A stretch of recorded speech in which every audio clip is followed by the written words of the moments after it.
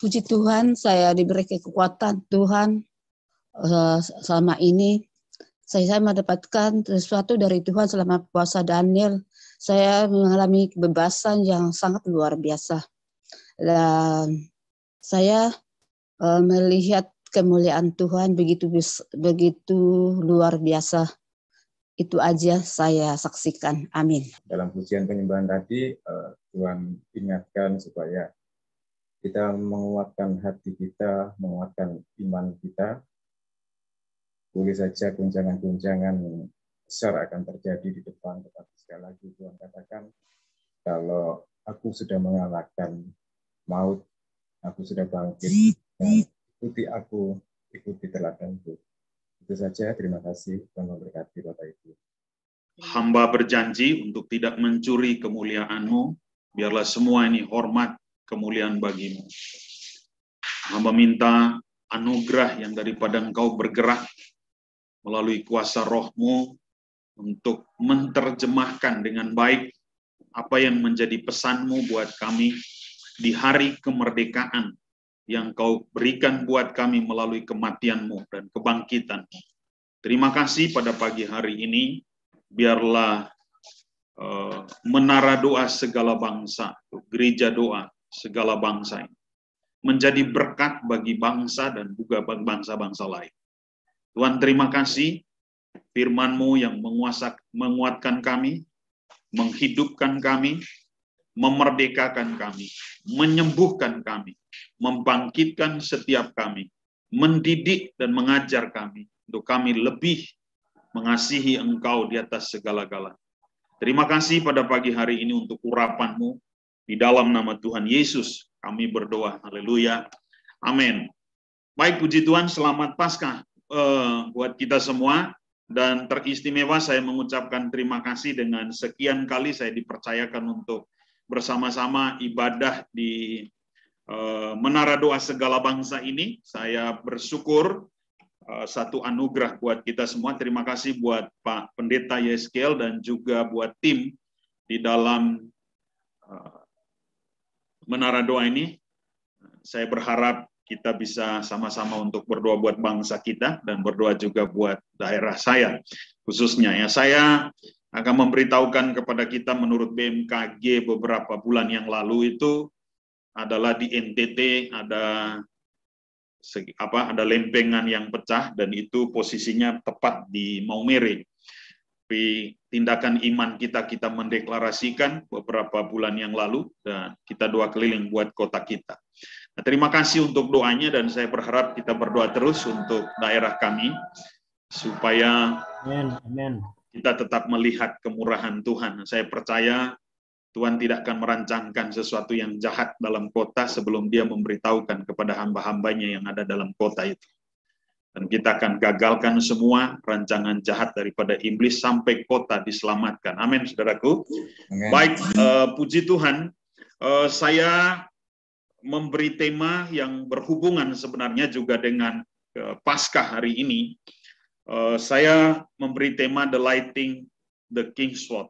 Jadi, menikmati firman Tuhan. Saudaraku yang dikasih oleh Tuhan Yesus Kristus, banyak orang berpikir tentang kenikmatan, tentang kemerdekaan, sehingga begitu banyak orang salah paham atau gagal paham tentang kemerdekaan. Kemerdekaan yang diberikan Tuhan kepada kita bukan hanya sekedar kita menikmati segala sesuatu yang Tuhan siapkan buat kita. Tetapi di dalam kemerdekaan yang Tuhan berikan buat kita, itu ada tanggung jawab. Ketika kita gagal memahami tanggung jawab daripada kemerdekaan, maka kita tidak akan pernah mengerti dan mengalami kemerdekaan itu. Ada contoh yang diberikan oleh Yesus, bagaimana orang Yahudi yang percaya kepada Yesus, ketika mereka bertanya kepada Yesus dan Yesus memberitahukan kepada mereka tentang bagaimana mereka diberitahukan bahwa bahkan mereka bertanya, kami ini keturunan. Nanti kalau saudara baca itu, saya tidak punya waktu untuk membaca itu, di dalam Injil Yohanes 8 ayat yang ke-30 sampai selesai dikatakan bahwa Mereka bertanya kepada Yesus, kami ini kan keturunan Abraham. Bagaimana mungkin engkau berkata mereka, kami tidak pernah menjadi hamba siapapun. Nah, ini konsep yang salah dengan kemerdekaan yang mereka pikirkan tentang keturunan Abraham. Tapi Yesus berkata kepada mereka dengan simpel, kalau kamu melakukan dosa, kamu itu sebenarnya hamba dosa. Itu simpel sekali. Jadi berarti ada begitu banyak orang yang merdeka, tapi pada kenyataannya mereka tidak merdeka. Karena itu yang berbahaya dalam kehidupan kekristenan itu adalah merasa merdeka tapi tidak memiliki kemerdekaan. Nah, ada 3 hal yang perlu kita perhatikan dengan baik dalam kekristenan kita. Yang pertama itu adalah kita bicara tentang Natal, Paskah, dan Pantekosta. Nah, 3 hal ini perlu saudara dengan saya perhatikan sebagai orang Kristen. Kalau kita melihat berbicara tentang Natal, itu bagaimana sorga mendeklarasikan tentang kelahiran seorang raja, yaitu penguasa bumi dan langit, penguasa sorga dan bumi, lahir ke muka bumi. Karena itu orang Majus datang tanya, di manakah raja itu lahir? Tuh. Jadi bagaimana sorga mendeklarasikan kelahiran daripada sang raja. Kalau kita berbicara tentang Paskah, saudara perhatikan dengan baik. Paskah itu bukan hanya sekedar kematian Yesus di atas kayu salib, tetapi Paskah itu adalah bagaimana Tuhan pengambil alihan kekuasaan yang diambil oleh iblis di Taman Eden. Jadi Paskah itu adalah pengambil alihan kekuasaan, dan ketika dia naik ke sorga, maka dijanjikan tentang Pantekosta. Pantekosta itu adalah bagaimana deklarasi, sekali lagi, bagaimana deklarasi pendelegasian kekuasaan dari sang raja kepada eklesia. Wah, ini keren. Kalau kita mengerti hal ini, saya yakin dan percaya kita punya tanggung jawab dalam kemerdekaan itu. Nah, apa tanggung jawab kita dalam kemerdekaan itu? Tanggung jawab kita dalam kemerdekaan itu adalah bagaimana Yesus mendeklarasikan dan memberikan kepercayaan buat saudara dengan saya, pendelegasian kerajaan di bumi ini secara nyata, yaitu di mana saudara dengan saya dipenuhi oleh Roh Allah. Dan Roh Allah yang ada dalam kita itulah kemerdekaan kita. Dan kita harus hidup menurut pimpinannya, menurut rohnya. Sebab Alkitab berkata, yang lahir dari daging akan daging, lahir dari roh akan roh.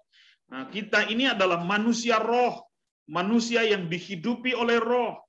Nah, sehingga setiap situasi-situasi yang ada di luar kita, setiap kejadian-kejadian yang datang dalam kehidupan kita harusnya tidak akan mempengaruhi iman kita, tapi justru membuat iman kita berfungsi melihat apa yang sedang Tuhan mau buat dalam kehidupan kita. Karena itu kalau kita melihat dunia ini sedang ada dalam pandemi, harusnya pandemi ini menjadi akademi buat kita, yaitu apa? Sekolah kehidupan di dalam hadirat Tuhan. Nah, dari pandemi ini kita akan melihat bagaimana revival terjadi dalam setiap kehidupan kita. Karena itu saudaraku yang dikasih oleh Tuhan Yesus Kristus, apa buktinya kita ada dalam sebuah komunitas kerajaan tanpa kita mengerti kebenaran firman-Nya? Nama Yesus tidak akan pernah berfungsi dengan baik. Sekali lagi, nama Yesus tidak akan pernah berfungsi dengan baik, tidak akan pernah berotoritas dengan baik dalam kehidupan kita kalau kita tidak mengerti kebenarannya. Itulah sebabnya Yesus berkata kepada mereka bahwa apabila kamu mengerti kebenaran, maka kebenaran yang kamu mengerti itu akan memerdekakan engkau.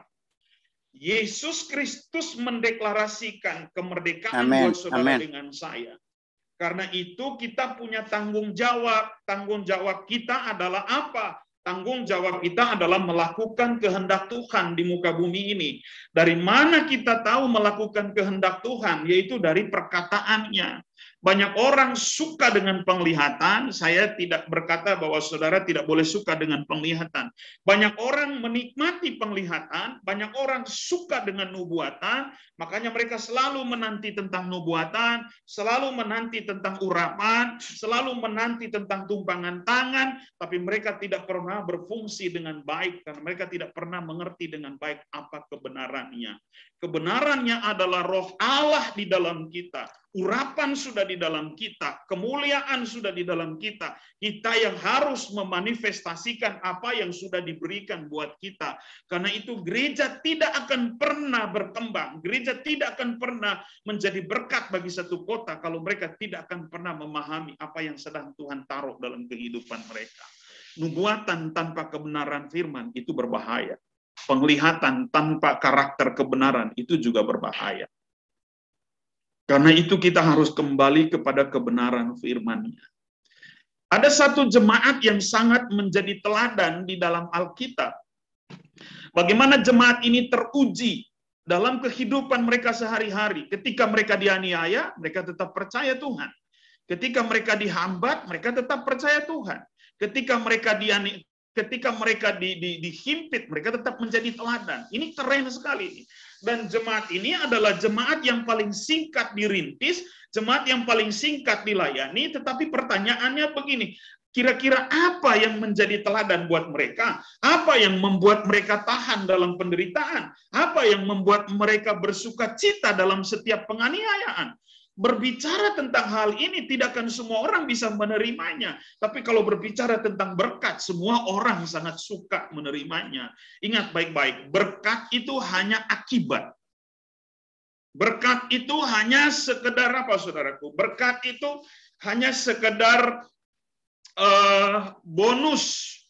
Bapak Ibu sama seperti Bapak Ibu beli rumah hadiah payung. Ya, jadi berkat itu adalah payungnya. Banyak orang hari-hari ini buang-buang waktunya untuk mengejar payung, mengejar helm, mengejar jaket.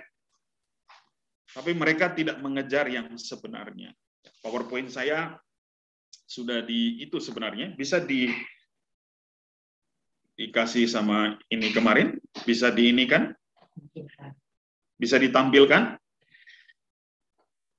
Jemaat yang saya bilang itu adalah jemaat Tesalonika gitu. Apa kuncinya pergerakan mereka? Apa kuncinya mereka bertahan dalam segala sesuatu? Ya. Saya sudah kasih PowerPoint kemarin, bisa ditampilkan. Menikmati firman Tuhan. Apa kuncinya jemaat ini menjadi penurut firman, menjadi pelaku, menjadi teladan? Ya. Di dalam 1 Tesalonika 1 ayat yang ke-6 dan 7 dikatakan, kamu telah menjadi penurut kami dan penurut Tuhan dalam penindasan yang berat. Kamu telah menerima firman itu dengan sukacita yang dikerjakan oleh Roh Kudus, sehingga kamu telah menjadi teladan untuk semua orang yang percaya di wilayah Makedonia dan Akaya. Saudaraku, kalau kita lihat sejarah daripada jemaat ini adalah hanya dibangun selama 3 kali hari Sabat, artinya 3 kali hari Minggu. Wah, saya belum pernah lihat seorang gembala atau seorang pendeta yang merintis gereja 3 minggu terus lepas langsung dewasa. Nggak ada, saudara. Ya, saya sudah sekian tahun ada di Flores ini, ya, membawahi Ende Larang Tuka dan juga Leoleba. Itu nggak gampang. Tapi dalam kita lihat hal ini adalah selama 3 minggu Paulus ada bersama-sama dengan mereka. 3 kali hari Sabat ada bersama-sama dengan mereka. Nah, problemnya, pertanyaannya, apa sih yang menjadi kuncinya? Yang menjadi kuncinya itu dikatakan di dalam ayat ini, dikatakan kamu telah menjadi penurut kami dan penurut Tuhan. Dalam penindasan yang berat, kamu telah menerima, dikatakan gini, kamu telah menerima firman itu dengan apa? Dengan sukacita yang dikerjakan oleh Roh Kudus, sehingga kamu telah menjadi teladan. Saudaraku yang dikasih oleh Tuhan Yesus Kristus, ya, kita lihat PowerPoint yang berikutnya, dikatakan begini, saya akan membuat pernyataan ini untuk kita semua, kita belajar bersama-sama. Sebab sebagaimana sikap kita ya terhadap firman, yang selanjutnya dikatakan begini, saudaraku. Sikap kita terhadap firman adalah sikap kita terhadap Tuhan. Penghormatan kita terhadap firman, maka sedemikian jugalah kita menghormati Tuhan. Karena itu perhatikan dengan baik, saudara. Ada begitu banyak hari ini saya melihat orang pilih-pilih pendeta, orang pilih-pilih pembicara. Ya, memang betul. Tapi perlu kita belajar setiap kebenaran yang disampaikan kepada kita harusnya kita harus menyikapi dengan sukacita. Setiap kebenaran yang disampaikan dalam kehidupan saudara dengan saya, perhatikan apa pesan Tuhannya. Kemerdekaan yang akan kita nikmati apabila kita mengerti pesan Tuhan buat kita di hari kemerdekaan ini apa, di hari Paskah ini apa.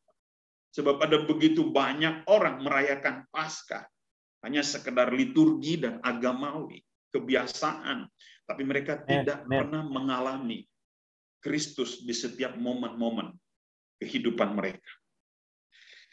Kalau kita melihat contoh bagaimana Daud menghargai kebenaran firman itu, dikatakan di dalam Mazmur 133 ayat yang ke-1 sampai ayat yang 3 dari Daud, aku hendak bersyukur kepadamu dengan segenap hatiku di hadapan para Allah, aku akan bermazmur bagimu.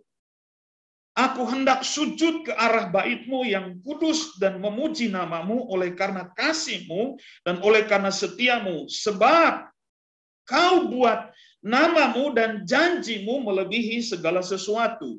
Pada hari aku berseru, Engkau pun menjawab aku. Engkau menambahkan kekuatan dalam jiwaku.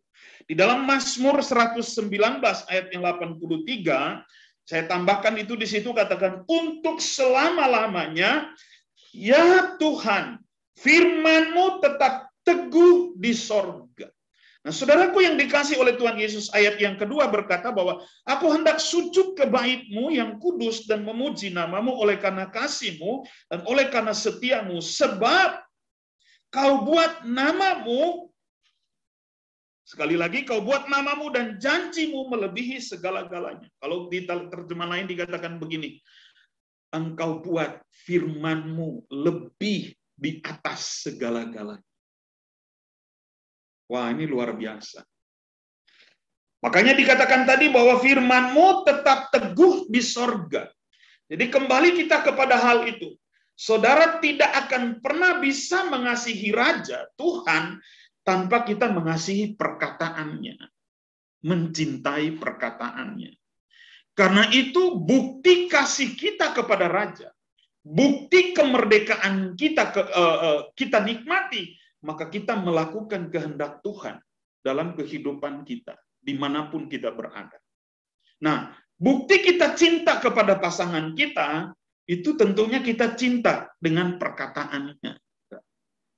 Kenapa perkataannya harus kita cintai? Karena kita telah mendeklarasikan di hadapan Tuhan sehidup semati. Sehingga ada ikatan janji. Saudara, dengan saya, materai ikat janji kita bukan dengan barang fana, kata Alkitab, tapi dengan barang yang mahal.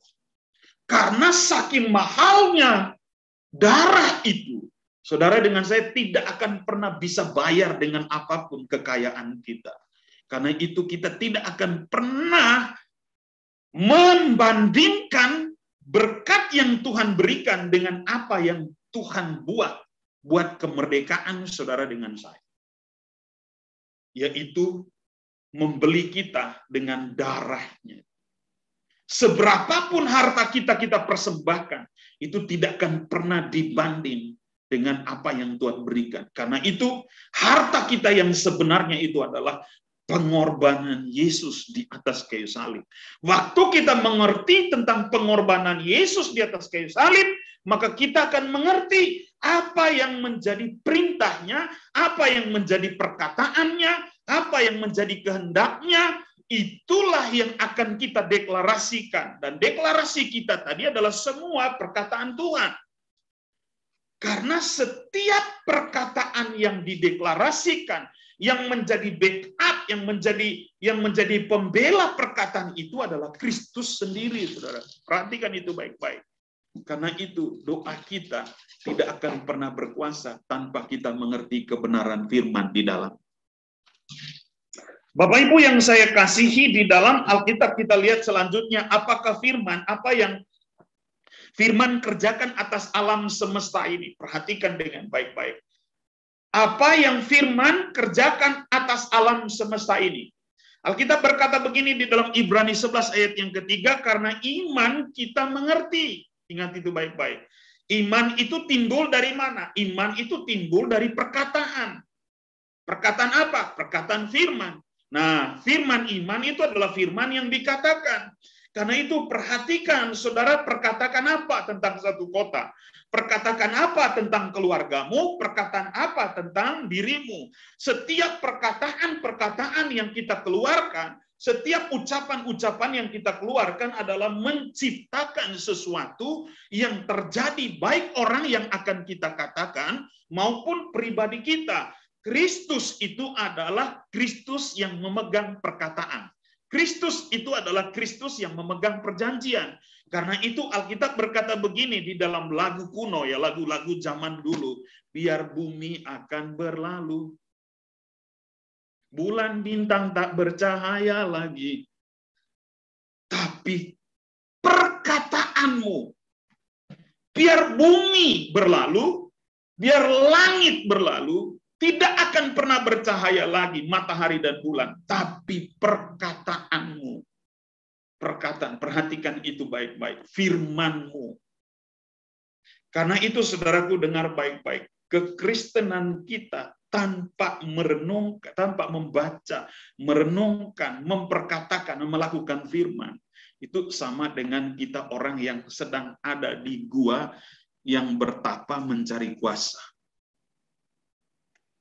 Saudaraku yang dikasihi oleh Tuhan Yesus, karena kita mengerti bahwa alam semesta telah dijadikan oleh firman Allah, sehingga apa yang kita lihat telah terjadi dari apa yang tidak kita lihat. Yang tidak kita lihat, karena percaya, maka kita lihat, itu ada.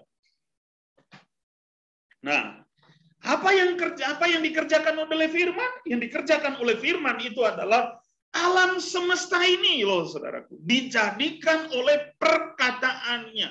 Makanya sangat berbahaya seorang pendoa tidak cinta firman. Itu berbahaya. Tapi dia lebih cinta gosip, dia lebih cinta masukan sana sini, ya, dia lebih cinta tentang pokoknya janji-janji yang manis saja, begitu. Perlu dipertanyakan kekristenan itu kalau tidak cinta kepada firman.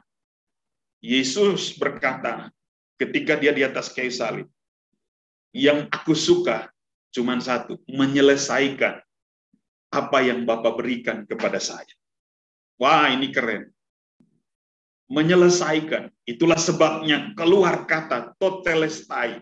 Artinya begini, penderitaan sekalipun, penyalipan sekalipun, darah sekalipun, nyawa sekalipun, tetap aku tuntaskan melakukan kehendak Bapa. COVID sekalipun, krisis sekalipun, terus juga penganiayaan sekalipun, hambatan sekalipun, jangan pernah menghentikan langkah kita untuk mengikut Yesus atau percaya kepada Kristus, tapi justru itu tangga untuk kita ada dalam sebuah revival-nya Tuhan. Pergerakannya Tuhan. Amin. Saya pergi salah satu cabang, yaitu di kota Ende, saudaraku. Kota Ende, di kotanya itu sudah mayoritas, banyak yang mualaf. Banyak yang apa? Ya, banyak yang mualaf. Itu masalahnya hanya karena perut saja. Masalah uang. Ketika saya ada di kota itu, saya cuma bilang, Tuhan, saya mau ada hadir di sini untuk membawa kerajaan. Dan banyak orang yang kita layani di situ, baik orang yang asli di situ, yang mualaf, dan banyak sekali orang-orang juga yang kita muridkan juga. Nah, saya berharap nanti dukung doa daripada saudara untuk kota Ende, Kota Ende itu adalah kota lahirnya Pancasila, saudara. Ya, makanya saking apanya, sekarang ini saya lihat banyak saudara-saudara kita yang mengambil alih untuk semua bidang di kota itu. Tapi saya berharap dengan kehadiran kerajaan Allah di sana itu akan menghentikan dan membawa satu pertobatan bagi kota kita itu. Saya cuma bilang pada jemaat di sana, saya tidak akan mengambil sesuatu dari sini selain membawa sesuatu, yaitu membawa kerajaan Allah di kota ini. Nah, saudaraku yang dikasih oleh Tuhan Yesus Kristus, melihat ini saya menjadi satu tantangan buat saya untuk saya terus fokus dengan istri, fokus pelayanan di sana. Ya, memang agak sedikit tantangan yang luar biasa, saudara. Ya, karena perjalanannya harus 4 jam, tidak ada pesawat, naik mobil. Tiap bulan saya ke sana selama 2 minggu untuk doa keliling, penginjilan, dan juga melayani orang-orang yang ada di sana. Puji Tuhan, saya melihat sudah mulai terang itu akan semakin bersinar di sana. Nah, alam semesta ini dikatakan bahwa dijadikan oleh firman-Nya. Yohanes 1 ayat 1 dan 3 sudah jelas kita mengerti, pada mulanya adalah firman, firman itu bersama-sama dengan Allah, dan firman itu adalah Allah. Ia pada mulanya bersama-sama dengan Allah. Ayat yang ketiga, segala sesuatu dijadikan oleh Dia. Oleh siapa? Oleh firman. Dan tanpa Dia tidak ada sesuatu pun yang telah dijadikan dari segala yang telah dijadikan. Nah, perhatikan ini baik-baik. Ini pesan saya. Ayat yang ke-14. Ya, Yohanes 1 ayat 14. Firman itu telah menjadi manusia dan diam di antara kita, dan kita telah melihat kemuliaannya, itu kemuliaan yang diberikan kepadanya sebagai anak tunggal Bapa, penuh kasih karunia dan kebenaran. Nah, dikatakan adalah peringatan buat kita. Nama Yesus tidak akan pernah berfungsi kuat kalau kita tidak mengerti firman-Nya. Taat pada firman-Nya jauh lebih penting daripada sekedar menjaga nama baik. Jadi sekali lagi, nama Yesus tidak akan pernah berfungsi kuat dalam kehidupan kita kalau kita tidak mengerti firman-Nya. Taat pada firman itu jauh lebih penting dari sekedar menjaga nama baik. Dan cara salah satu menjaga nama baik kita itu adalah mentaati firman-Nya. Itu pentingnya. Karena itu ada 2 kebenaran yang perlu kita mengerti pagi hari ini. Yang pertama adalah segala sesuatu dijadikan oleh firman. Ingat itu baik-baik. Segala sesuatu yang ada di muka bumi ini dijadikan oleh firman. Kebenaran yang kedua yang perlu saudara sadari itu begini. Firman itu bekerja di dalam kita. Katakan amin. Wah, ini dia. Segala sesuatu dijadikan oleh firman. Firman itu bekerja di dalam kita. Ingat itu baik-baik. Segala sesuatu dijadikan oleh firman. Firman yang itu bekerja di dalam kita sampai hari ini. Ingat itu baik-baik. Firman itu bekerja di dalam kita. Ayat yang ke-13 dalam 1 Tesalonika 2 ayat yang ke-13 dikatakan begini, saudaraku. Dan karena itulah kami tidak putus-putusnya mengucap syukur kepada Allah. Dikatakan apa? Mengucap syukur kepada Allah. Kenapa? Mengucap syukur kepada Allah. Kenapa, saudara? Sebab kamu telah menerima firman Allah yang kami beritakan itu bukan sebagai perkataan manusia, tetapi dan memang sungguh-sungguh demikian sebagai firman Allah yang bekerja juga. Yang bekerja juga, ingat itu baik-baik. Yang bekerja juga di dalam kamu yang percaya. Segala sesuatu dijadikan oleh firman.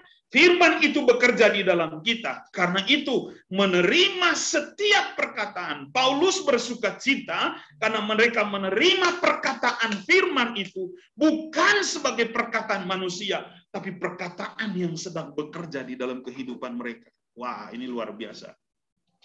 Ini yang membuat mereka tahan dalam pemberitaan, dalam penganiayaan. Ini yang membuat mereka jadi teladan. Ini yang membuat mereka dipercayakan untuk memberitakan tentang kedatangan Yesus yang kedua kali. Saudaraku yang dikasih oleh Tuhan Yesus Kristus, yang terakhir, dikatakan saya yang terakhir, ingat baik-baik, waktu kita percaya itu firman, waktu kita mencintai itu firman, kita pasti akan menikmatinya.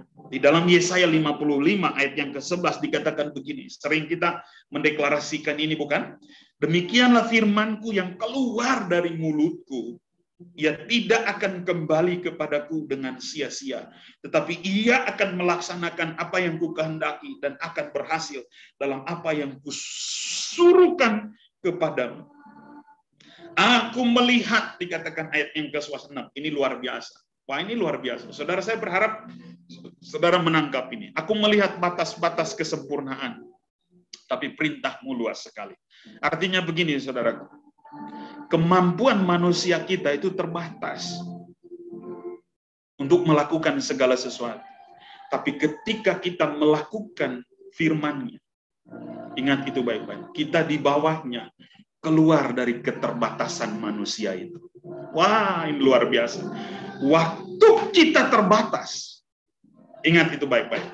Daud berkata begini, aku melihat batas-batas kesempurnaan, tetapi perintahmu luas sekali. Waktu saudara ada dalam keterbatasan, maka saudara dengan saya ketika melakukan kehendak Tuhan, maka Tuhan akan membawa kita keluar dari batas manusia kita. Kemampuan Daud tidak akan pernah bisa mengalahkan Goliat. Kemampuan Daud tidak akan pernah bisa mengalahkan singa-singa. Kemampuan Daud tidak akan pernah mengalahkan hewan-hewan hutan yang liar. Tetapi ketika dia ketemu dengan perkataan raja, mencintai perkataan raja, melakukan perkataan raja, jangankan Goliat, singa pun ditaklukkan oleh Daud. Saudara dengar baik-baik, roh yang di dalam saudara dengan saya bukan roh perbudakan, tapi roh yang di dalam kita adalah memerdekakan dan lebih besar daripada yang ada di dunia ini. Tuhan memberkati kita. Shalom.